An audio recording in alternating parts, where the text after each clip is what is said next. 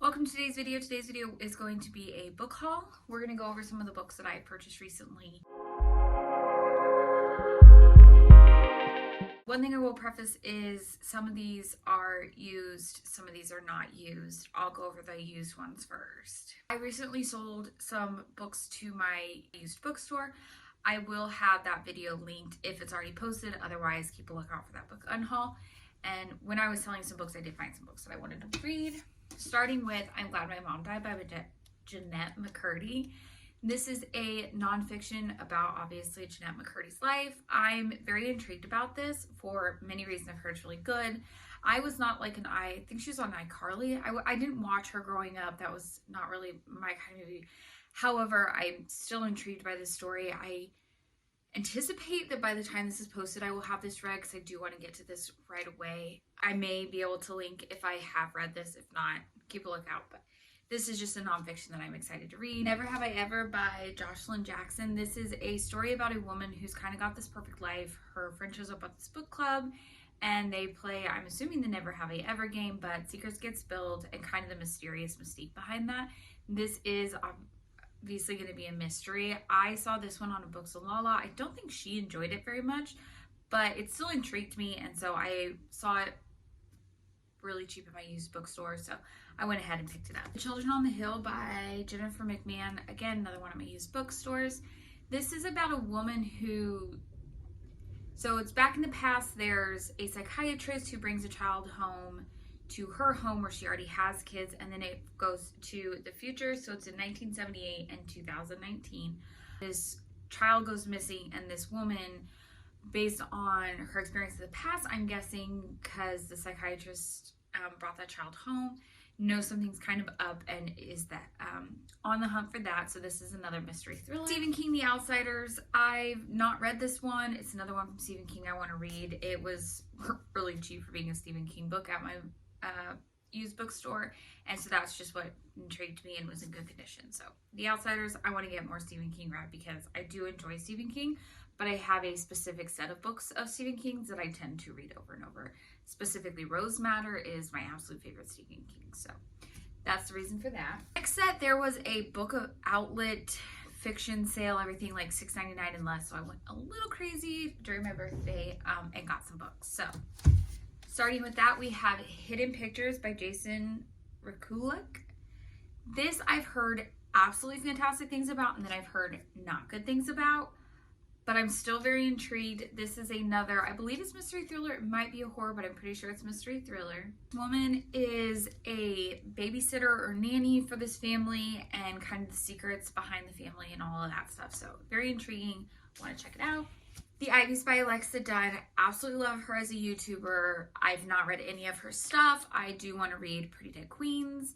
I really want to read this one. This one was in the sale, so I picked it up. It's about a school. It's bloody. It's murdery. I guess it's murdery. It's bloody. It's mysterious.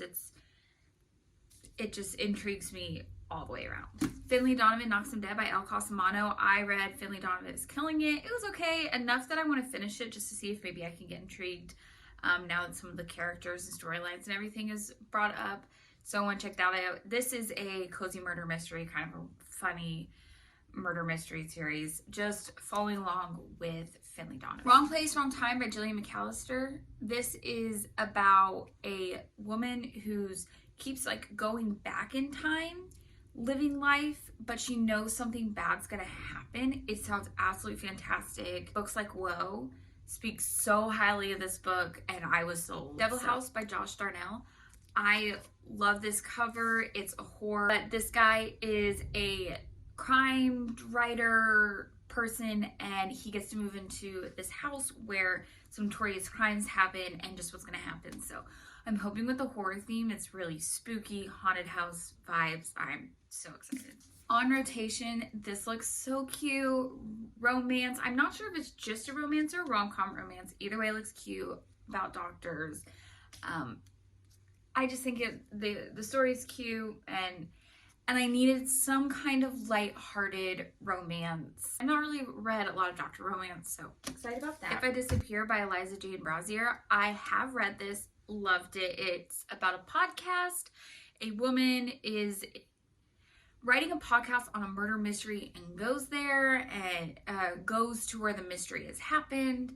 Such a fantastic book. I want to reread it. I didn't own a physical copy of it. I had borrowed it, and I knew it's one of those books that I was going to read again, so I went ahead and got it. Book Lovers by Emily Henry. I'm hoping this is a kind of lighthearted romance, but something I listened to or read earlier or watched made me think that maybe it wasn't such a happy romance. Like, it might be a sad romance, but I just heard absolutely exceptional things about this.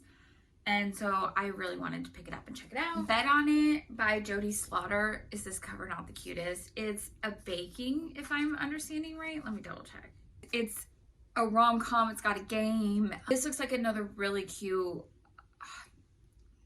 heartfelt romance that I just really wanted to check out. And that cover is just so adorable. The plot, I have read this. Another absolutely 5-star. I want to read this, and I will probably be rereading this again this year. This is about a guy who's like teaching at this writing academy, and he's kind of in this writing slump, having writer's block. This student comes in all very cocky that he's got the absolute best story ever. And then a few years later, he's like, why hasn't the story been written? And it's just the story of him finding out what happened to the guy, the story, and such a phenomenal book. Highly recommend. These two go together. These are part of the Over the Woodward Wall series by A. Deborah Baker. So Over the Woodward Wall and Along the Saltwide Sea. I love the Wayward Children series by Shauna McGuire. And they reference like the Over the Woodward Wall and like this series. So I just really wanted to check it out. And they had 2 of them in there. I think this is the first one. I think this is the second one. Really short. So I'm hoping another kind of series that I'm going to love just as much as I loved The Wayward Children. Ordinary Monsters by J.M. Muro. I did not realize how thick this one was, and along with the other one, but this is another kind of horror. The only thing that makes me a little nervous is this does take place in the 1800s, but it's a horror story about these children who are being kind of haunted. But I believe the children may also have magical powers. I'm not sure, but that's the only thing that makes me a little bit hesitant is it is a historical, and I tend to like more current day. However, there's plenty of really good historical horror, so check this one out. Imaginary Friends by Stephen Chbosky. This one, man, did not realize I probably would have been a little more hesitant to pick it up, but just a horror story that sounded absolutely fantastic. I'm a little nervous though that although it looks like it's pretty big print, so I'm hoping that that's part of it. It didn't say it was large print though, and I wouldn't say it is, but this woman is fleeing from an abusive relationship with her son, and they end up in this community where weird things start happening. So horror, creepy vibes, totally hoping spooky. I'm a little nervous though that just due to the length of it that the pacing will be good. I do like really fast-paced, consistent moving horror, so that makes me a little nervous, but I'm still excited to check it out, and so keep a lookout.